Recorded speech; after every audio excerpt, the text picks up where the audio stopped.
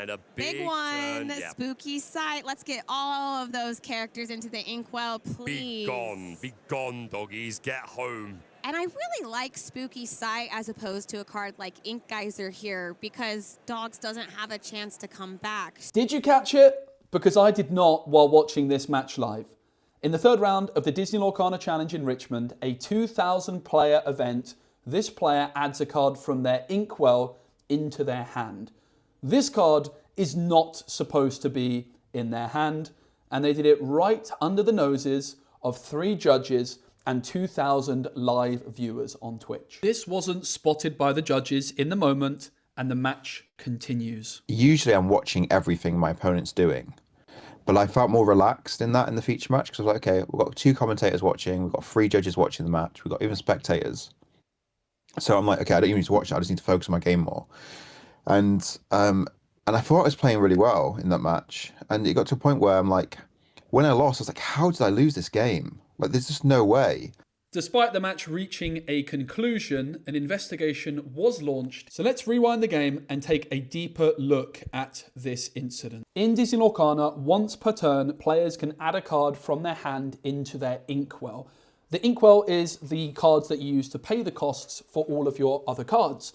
Once a card is face down in an inkwell, it is considered hidden information, and you are not under any circumstances allowed to look at what cards are in your inkwell, and you're certainly not allowed to add a card from your inkwell to your hand unless a card effect specifically states you can do so. A key moment in understanding what happened here is on turn 2, where Drew plays Mowgli. Mowgli has an effect which allows Drew to look at Jake's hand, and a non-character card must be discarded. But it will be Jake Quincy's choice in which card is discarded. Drew sees in Jake's hand a copy of Spooky Sight. This is the most important card for Jake in this matchup, and if Jake can pull off this Spooky Sight as quickly as possible, Drew will be in an incredibly bad position. So Drew's plan for the rest of the game is going to be to try and discard this Spooky Sight from Jake's hand using more copies of Mowgli. Jake realizes this though and masterfully plays around a second copy of Mowgli by ensuring that he keeps at least one other action in hand at all times alongside this Spooky Sight. That means if Drew plays another copy of Mowgli, Jake can simply discard the other card, which is not Spooky Sight. Turn 6 is where Drew realizes the writing is on the wall. They have the opportunity to play Ursula, followed by Mowgli, and they have to hope that Jake does not have another action card in hand alongside that Spooky Sight. But Jake has masterfully kept an additional action, meaning that they will not be forced to discard the Spooky Sight because of Mowgli, and therefore Drew knows that Spooky Sight is coming through next turn. Drew continues to play out their turn as you would expect, but it's quite clear that their hand is already hovering quite near that card in the inkwell, which is eventually added into their hand. At this moment, you can see Drew place the card that he has in hand down on the table, and the card in the inkwell floating quite near to that card in hand. But Drew waits until the perfect moment to add it into the hand, using the distraction of Spooky Sight adding so many cards into the inkwell at once. Drew finds the opportunity to sneak that additional card into his hand.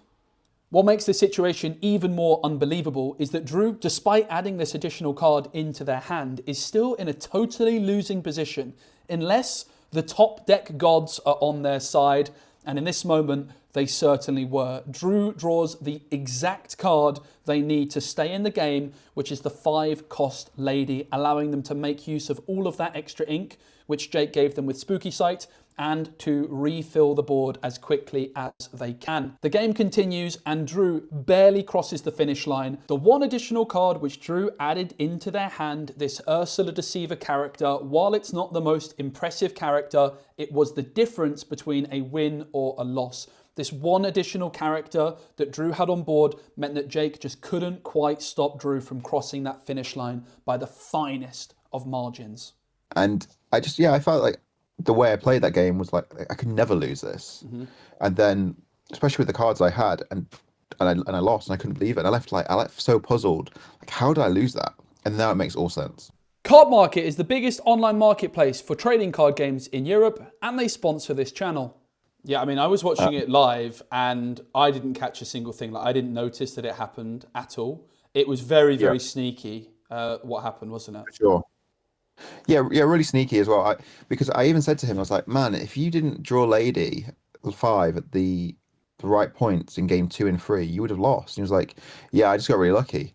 And I'm like, yeah, it's just part of the game. And then I'm like, that Ursula was annoying as well. And it's like, yeah, I drew that, I got really lucky. And this whole time, this guy knew. Like, it was just disgusting. He just knew. And like the fact that you're so comfortable to do that on stream is wild. And it just makes you think, if no one caught that then, like, what is really going on in the community? So they conclude the investigation, and he says to me, so we've disqualified your opponent from round 3. And we can confirm he did cheat. We can confirm this is the actions that's happened. So I thought, well, if any game's gonna overturn the loss to a win, I figured Lorcana might. So maybe they might turn my loss to a win, which means I'd have been 8-0 day 1. So he says to me, I'll investigate it. I'll see what I can do. You're definitely inclined for compensation. That I'll disclose tomorrow when I have more information from the Ravenburger representative. So I come back for day 2, and no word of compensation or the change of the loss to the win. And I'm trying to find the judge that spoke to me. I couldn't find him. So I play round 9. I win round 9. I'm 8-1. Now it's really important I find out if after the next round I win, I'm 9-1. So now if after round 10, if I have that win, then I'm 10-0. I guarantee top seed. Yeah. If I just ID, or if I just win one more or ID, etc. So pretty much guaranteed top 2 seed. So hear nothing back. I'm trying to find out. He just explains to me, yeah, there's nothing back from that yet. I've not really found out yet. And I'm like, well, it's really important that you do. So I play round 11. I lose a close one to Dogs, and I'm now 9-2. So and this was on table 2. So I need to then win the last round to guarantee top. I win the last round and finish 10-2. So I'm very excited, buzzing. So top 32 is announced. Standings are announced. There's no change in the standings. And there's been no update about what's going on. And then I played my top 32 match, ran the hottest I've ever ran in a match ever. They concluded the investigation. So before I get to top 16, they concluded the investigation and they told me the compensation I would get, right? So I mean, I can't complain, but I get nothing. And let me explain, right? So you'd got one prize win.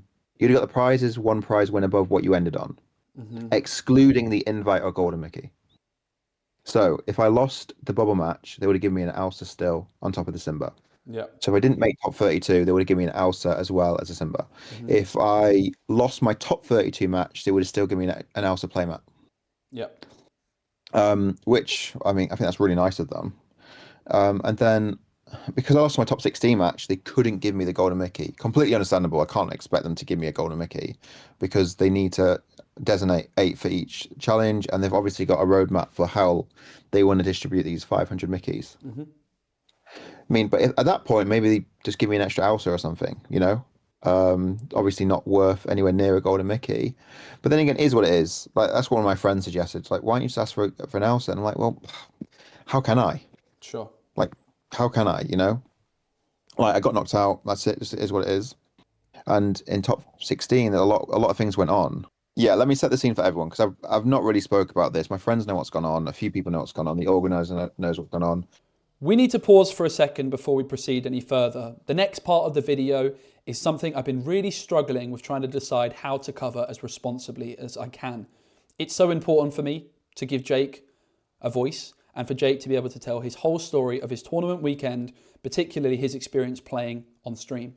In his top 16 match, Jake was selected to be one of the stream tables, although his match was never actually shown on stream. What follows, therefore, is not an accusation or a ruling. It's simply Jake describing his experience in his own words. So the judge is there and says, "Oh, we'd like you both on stream." I'm like, "Yeah, sure, no problem."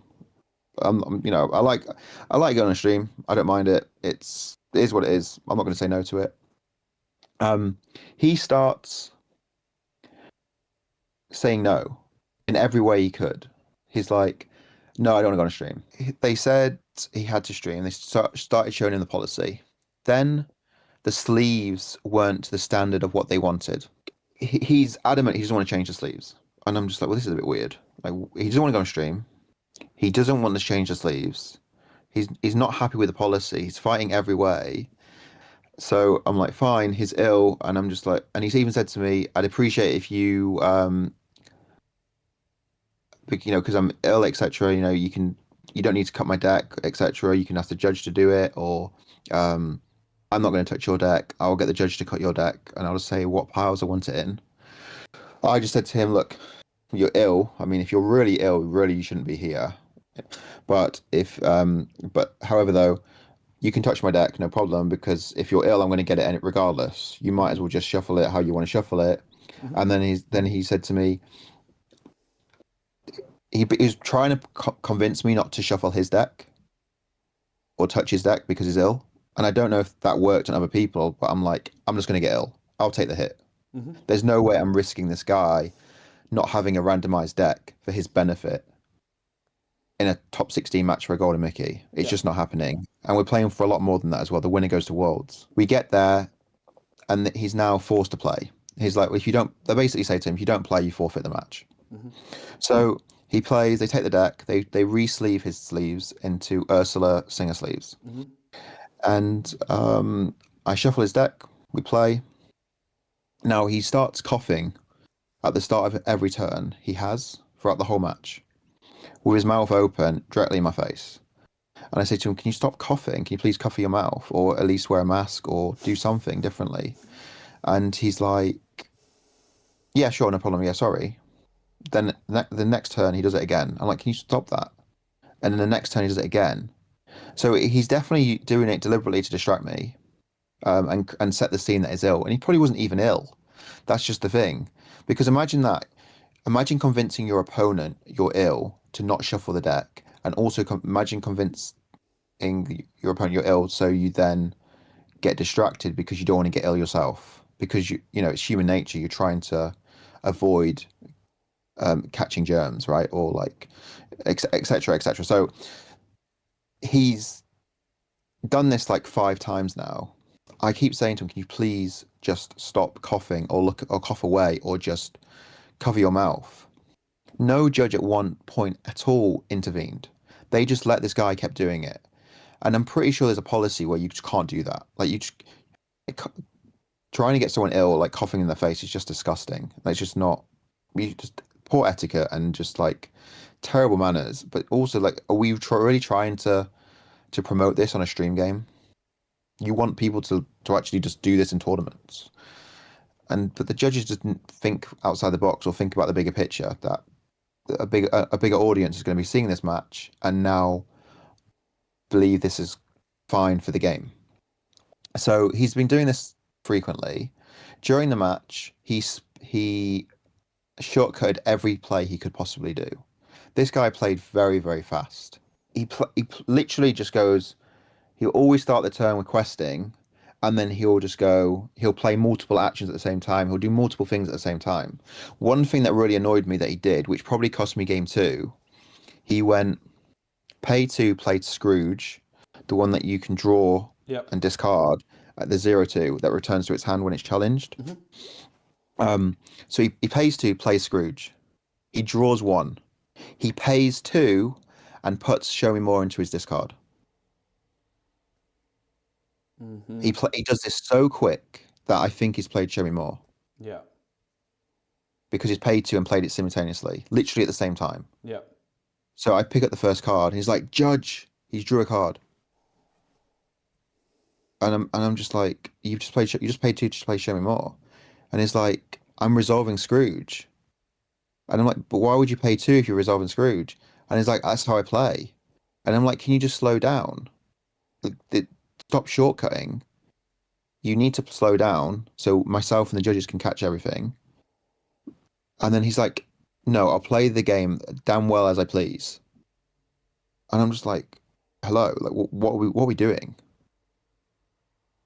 And this, so at the top card I would have drawn would have been a John Silver, which would have probably won me the game straight away.